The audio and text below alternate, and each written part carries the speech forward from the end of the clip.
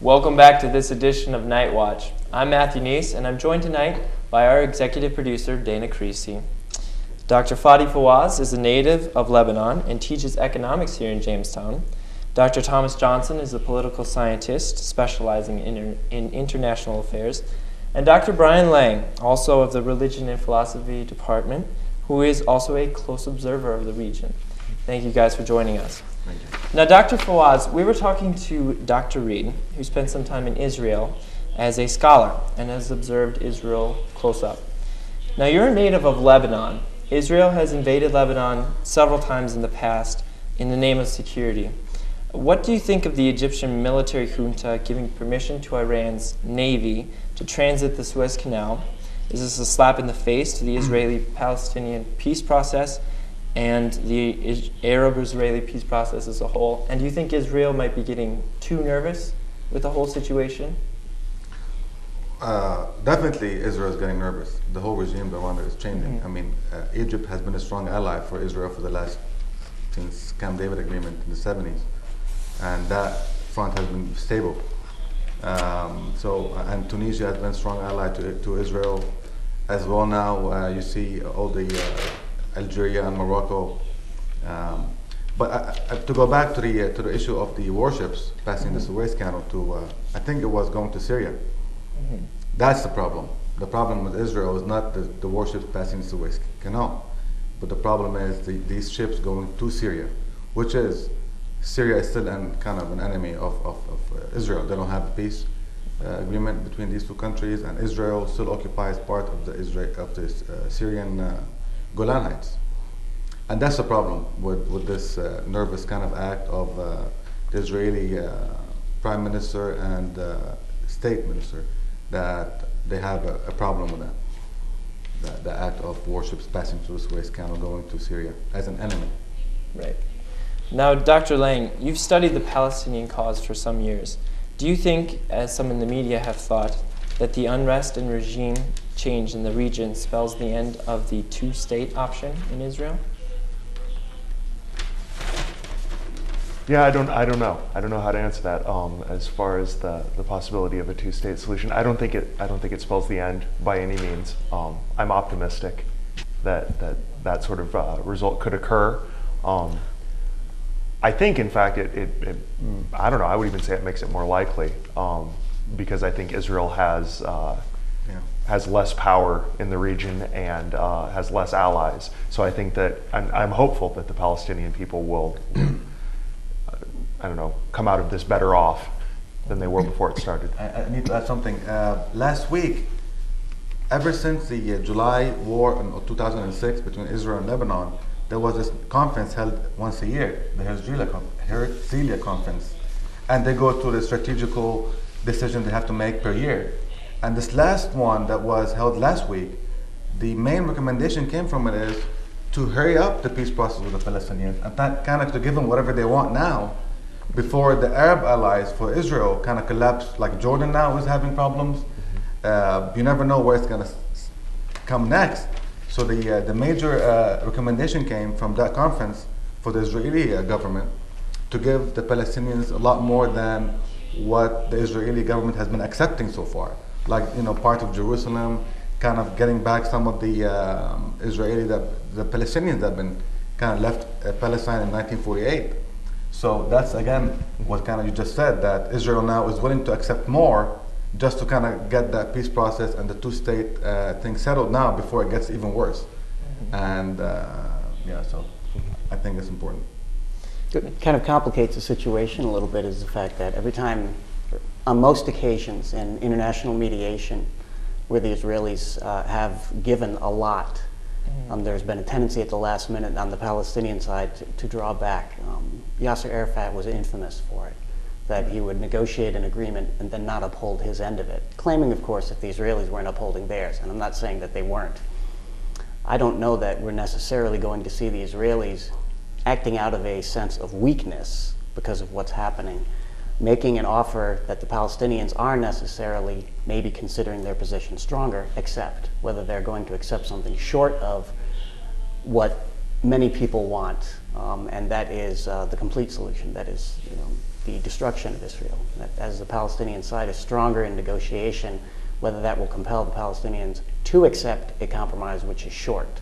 Now, this is all supposition. I'm not disagreeing with Fadi. I just see that it's up in the air, and the history of the negotiations between the parties has been, on both sides, a little less than forthright. That's an issue of a trust more than between both sides. I mean, if you go all the way back to Ishaq Shamir's, to the first government in the Madrid peace process, when Shamir was the president, and he was assassinated because he approved the peace process and so on, and Rabin came after him, and then so on. But the going back and forth, it wasn't really an Arafat's issue. It was really all of them were lying to each other, kind of on the center stage of the world. But it's not about weakness or strength. It's about, I think for Israel, always been a strategic decision about the peace. The peace process always been a tactical move to kind of end up in whatever they want to be. And then we know that Israel's dream always been that from the Nile to Euphrates, that's their promised land. They have the two blue stripes on the flags. That's the historically what they want. So I think it's not about weakness. It's about, even in the last IPAC conference here in the U.S., when Hillary Clinton came out and said Israel needs to kind of reevaluate a situation in the Middle East, especially with the population growth of the Arabs, the Palestinian Arabs in Israel. So I think it's not about, it's just being reasonable, I think. And the Herzliya conference that happened last week, it's not an Arabic recommendation, it's from their own people. And the recommendation they made is that we need to not give the Palestinians everything they want. And Palestinians want a lot. But give them at least the minimum that we weren't accepting for now. And then later we'll see what we could do. I think that's basically. Well, look at the area.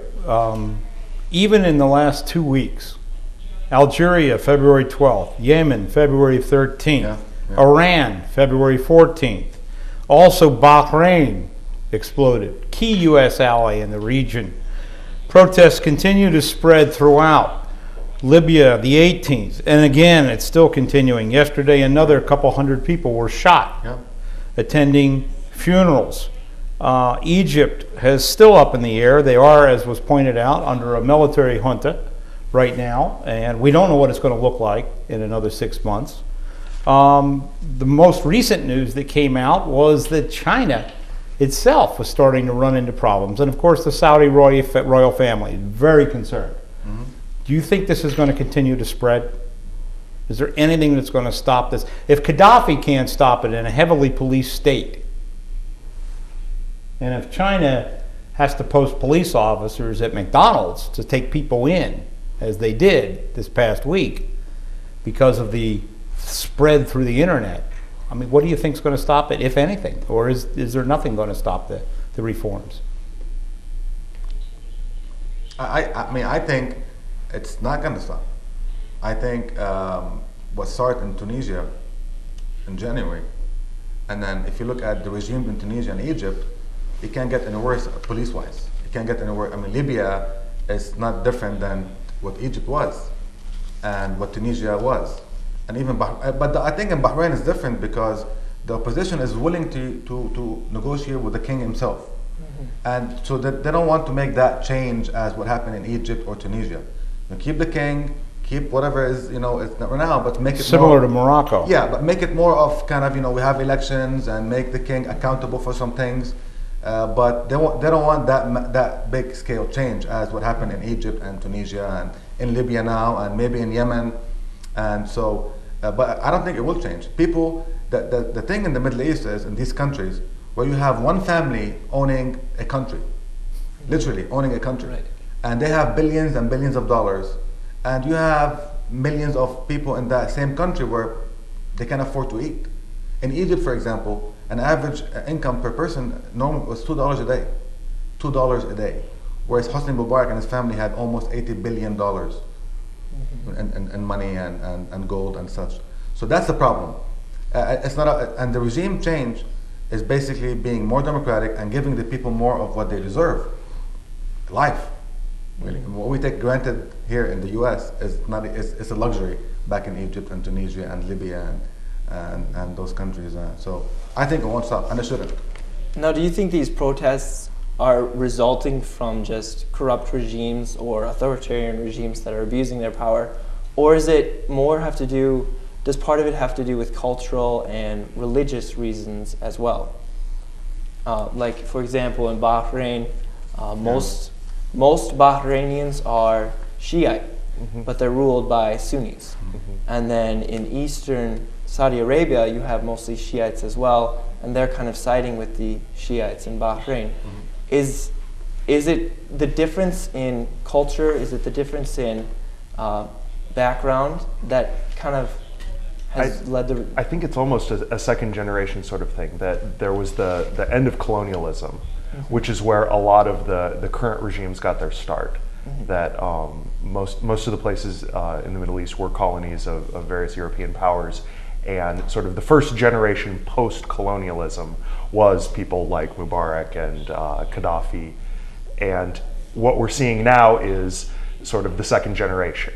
What will happen when it's not enough to get rid of, say, the British? Now they've decided, well, we're not happy just having our own government. We want to have our own government that's actually good and responsive to our needs and that sort of thing. So I don't know if I see it. Well, and even the Sunni Shia differences, a lot of those are because of colonialism.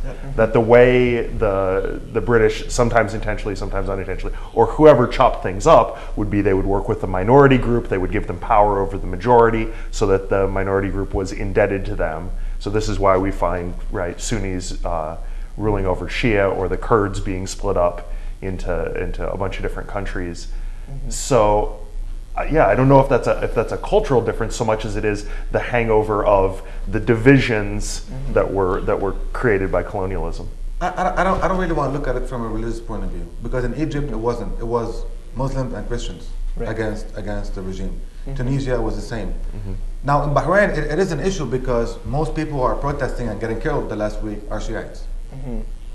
But the Shiites themselves, reading the news, they're not presenting it as they want to separate. They're not presenting it as they want to rule. What they want pure democracy, and at least to be treated at the same level as Sunnis are. I think that's what they want. So they're not trying to run over the government, and they're not trying to change. They want to make it a Shiite country. I don't think that was their intention, or is their intention. At least they're not saying it on Al Jazeera and all the Arabic networks. And he said it right. I mean, you know, Gaddafi and Hosni Mubarak's regime, they all came after, you know, major wars and major shifts in the Middle East power and North Africa. And I think people now, especially after Tunisia, people now, they realize they can change. You might lose 500, 200 people dying or getting injured, which is sad, but still, they realize now that they can change. And that's been the effort of all these societies, that we are willing to change, I mean, whatever it takes. And I think it's very admirable. Were these seeds sown years ago, before colonialism ended? I mean, we saw what Nasser did in Egypt, of course, nationalizing everything. We saw the variety of problems European powers had as they gave freedom to colonial empires at the end of the war and all the way through the early 1960s. Was this inevitable to happen? I don't like to characterize anything political as inevitable, generally speaking. I think to build upon what both Dr. Fawaz and Dr. Lang had to say, you did have a period after the era of decolonization where you had rulers who were very popular, who were very much, in the literal meaning of the word, they were of the people. They at least spoke the language of the people, who were celebrated in their own societies and in neighboring countries and around the world, who refused to give up power. And there are many of them still in power today. We still had Dr. Reed here. He's got close contacts in Zimbabwe, for instance, where many African leaders refused to criticize Robert Mugabe, despite the fact that he's driven one of the stronger economies in Africa into the dust, and refuses to cede even an iota of political power. To where the point is that Zimbabweans don't have any notion of time anymore because they have such a great rate of inflation that they've lost any meaning for the term billion or zillion or Definitely. million. Well, gentlemen, thank you all for coming. Thank you. And thank you for the discussion. We'll be right back. Thank you. Welcome back to our show. I'm joined once again by our executive producer, Dana Creasy, who is sitting in for Keith Norman. Dana, I thought the discussion tonight was pretty wide-ranging and covered a lot of topics, particularly, and it was very interesting, particularly about the people who lived in the region, Dr. Sarabakhsh and Dr. Fawaz. Yeah, I think so too. I think that we got a lot out of this show. This is interesting tonight.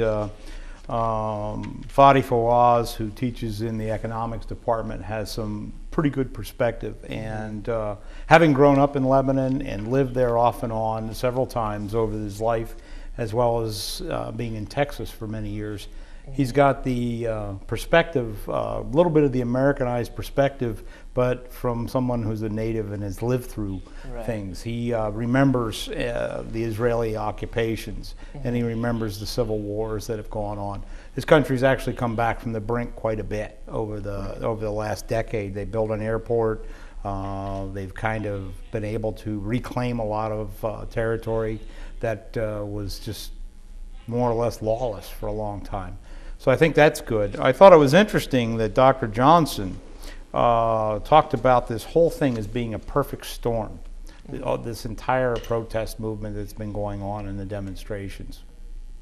Definitely, and we talked a little bit about Israel being nervous.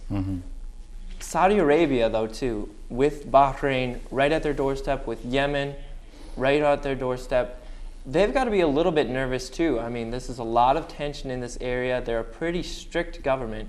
They haven't had any protests so far, but I mean, can we see maybe in the future, maybe some? Well, I think it's important to keep in mind that Saudi has been fairly well known as a relatively dictatorial nation. The ruling family has controlled the country for many years. King Fahd has been in office for quite a long time, and his family, the crown princes, and various other, most of the high state officials are controlled by a single family. And while the standard of living is good there, and I think that that's part of the problem, as several of our guests alluded to, that the problem was that brought this on, some of the things that ignited it was the fact that they couldn't buy food. They can't, their economy is really dying or is dead, has been never recovered from years and years of strife, or people who are basically raping the country and enriching themselves. But I think the one thing about Saudi Arabia that's noteworthy is that the country basically is in pretty good financial shape.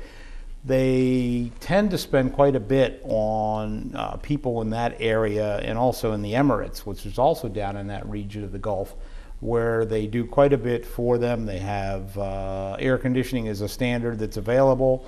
There's obviously hotels and things like this that are there. They encourage tourism. There's quite a bit of money coming into the region.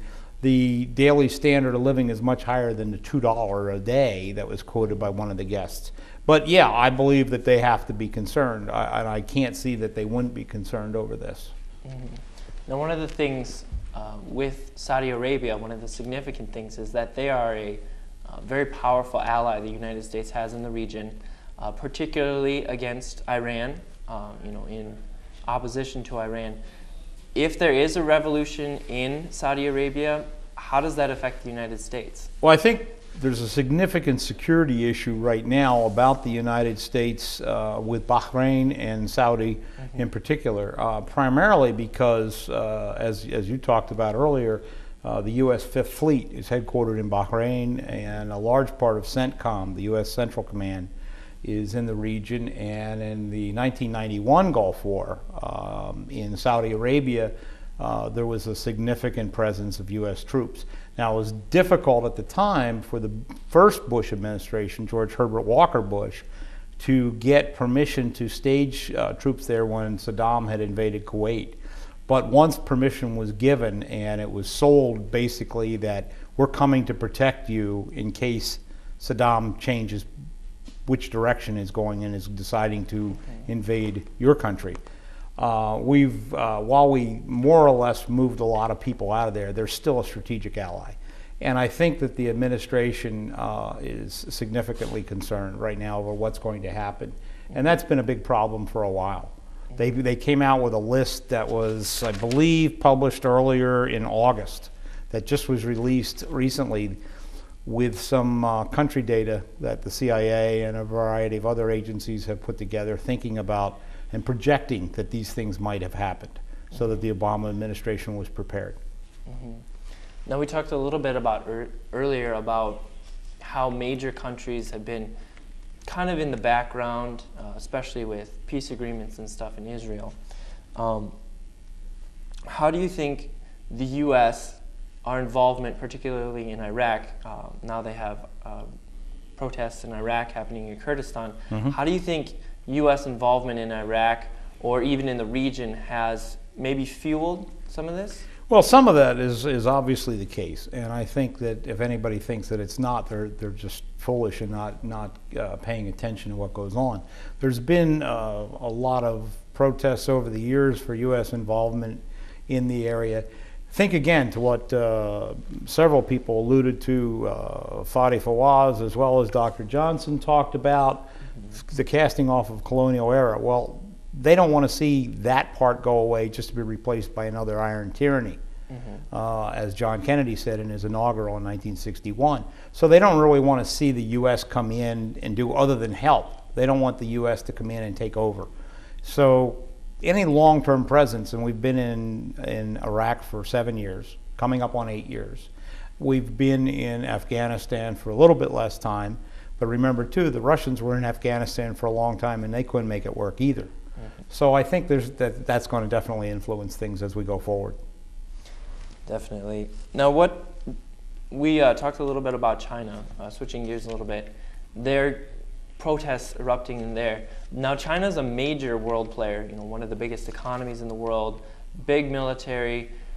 If protests erupt in China, what does that really mean for the rest of the world? Well, if you remember the Tiananmen Square youth movement protest, where we really don't know how many people were killed, but it's estimated in over thousands were killed by the military because of the way things are. It's a pretty secretive regime, so we really don't hear the true numbers. But in fact, there was protests yesterday that were organized. They actually borrowed the phrase of the Jasmine Revolution from Tunisia, and there were protests in Beijing and also in Shanghai and 11 other major cities. Now, these seem to be organized by the internet, by Facebook and Twitter accounts. So immediately, China has moved to shut off internet access, and they have reportedly done actually some hacking into a US-based Chinese language newspaper and their website, where a lot of this stuff was posted, calling people to show up at a McDonald's for one place in Beijing. Now, the protests in the Arab world, the protests in China, they seem kind of distant, from the U.S., but what kind of repercussions could such protests have for us here at home in the United States? Well, I think there's many things that can occur that they can affect, obviously, the flow of oil. They can affect trade agreements. We are a substantial partner with Israel in security in that area, as well as Egypt.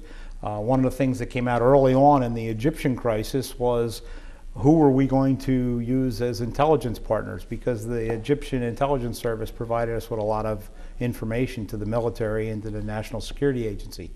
So there's a number of ways, but I think the Obama administration in particular has an opportunity here to lead. And as you remember, early on in the Egyptian crisis, it seemed the president didn't know which way to come down, on the side of the protesters or on the side of the regime. But we can actually show some leadership in the world here without being the world's policeman. Well, thank you very much for joining us, Professor Creasy, and thank you, Matt. Thank you for being our co-host. I'd like to thank the audience as well for joining us tonight, and remind them that this edition of our Public Affairs series, Knightwatch, was brought to you in part by the Student Media Center of Jamestown College, through the courtesy of the Jamestown Sun, and by the supporters of JCTV Channel 16. Knightwatch premieres on the last Sunday of each month at 7 p.m. right here on Dactel's JCTV Channel 16. Join us again next month for another edition of Knightwatch. I'm Matthew Nies. Good night.